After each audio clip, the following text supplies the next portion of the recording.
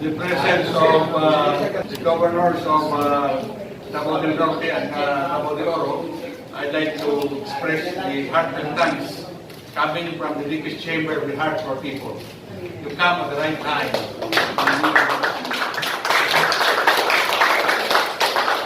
I announce also that these monies will be used for the acquisition and development of television sites.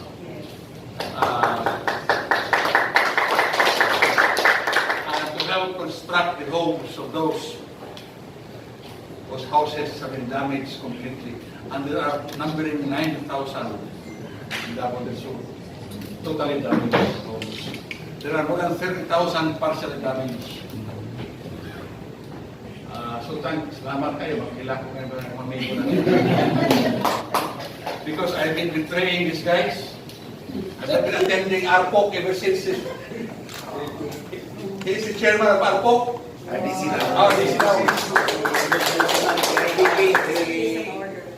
Si Comment Win, Oh, salamat kayo, thank you.